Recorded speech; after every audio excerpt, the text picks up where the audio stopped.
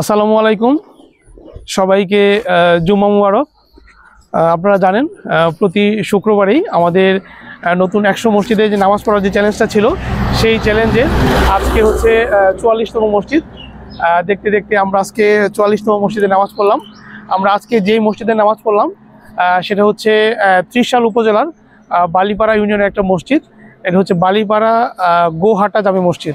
এটা একদম ব্রহ্মপুত্র নদের পাশেই, খুবই চমৎকার একটা মসজিদ, একদম খোলামেলা। আজকের ওয়েদারটা খুব সুন্দর, খুবই রৌদ্রোজ্জ্বল, এবং মসজিদটা খুবই সুন্দর, একদম খোলামেলা নদীর পাড়ে।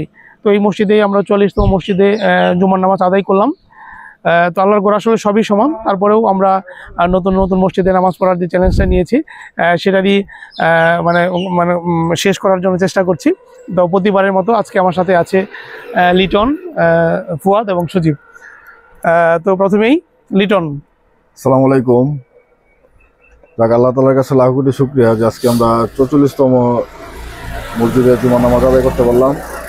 আসলে সত্যিকার অর্থে মনটা অনেক খারাপ আমার। গত পরশুদিন আমাদের এই এসএসজি 2000 ব্যাচের আমাদের এক বন্ধু মারা গেছে, নাজমুল। তো ওনার জন্য আপনাদের কাছে সকলের কাছে দোয়া চাই। গতকালকে মারা গেছে আবার আমার এক ভাগিনা, দীর্ঘদিন ক্যান্সার আক্রান্তে ছিল।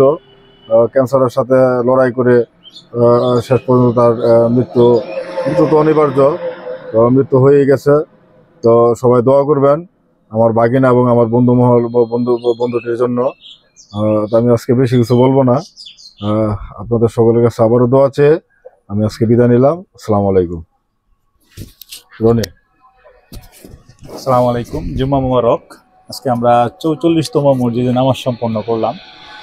যেহেতু 100 মসজিদের চ্যালেঞ্জ, আসলে আমরা জুম্মার নামাজটা অতি গুরুত্ব সহকারে নামাজটা পড়ার চেষ্টা করি সবসময়।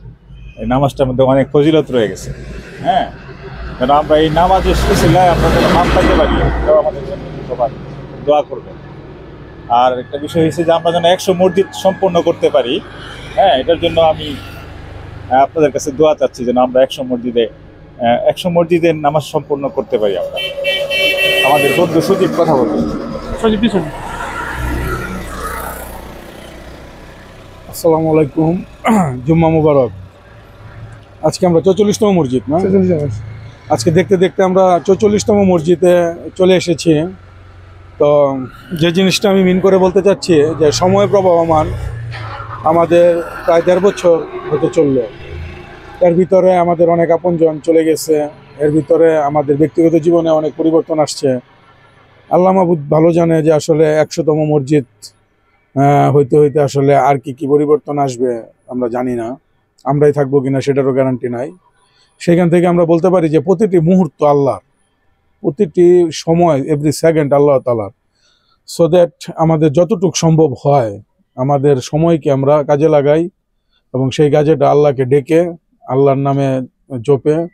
এটা আমার কাছে মনে হয় খুব ইম্পর্টেন্ট। কারণ গত সপ্তাহের যে ইনসিডেন্টটা ছিল ওইটা আসলে মনকে খুব নাড়া দেয় যে আসলে কি বলবো, যে প্রত্যেকটা মুহূর্তে যে কোনো জিনিস যে কোনো সময় হয়ে যেতে পারে। আমরা তো আসলে জানি না, জানলে না হয় বলতাম যে আচ্ছা 2 বছর পরে আমরা এটা করব, যেহেতু জানি না সেই ক্ষেত্রে প্রতিটি মুহূর্ত আল্লাহর স্মরণে পার করা উচিত, আল্লাহর জিকিরে ফিকিরে পার করা উচিত।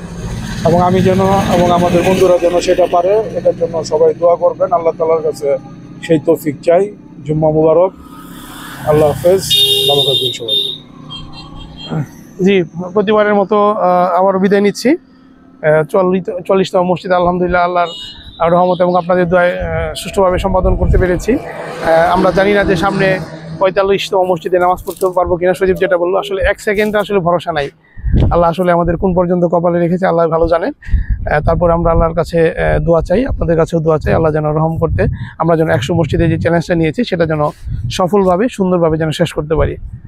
তো সবাইকে আবারও জুম্মা মুবারক, সবার কাছ থেকে দোয়া চেয়ে বিদায় নিচ্ছি। আসসালামু আলাইকুম।